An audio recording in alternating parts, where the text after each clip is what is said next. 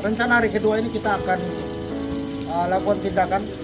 Yang pertama adalah kita coba rayu yang bersangkutan yang sedang gangguan jiwa, Bung Johan namanya.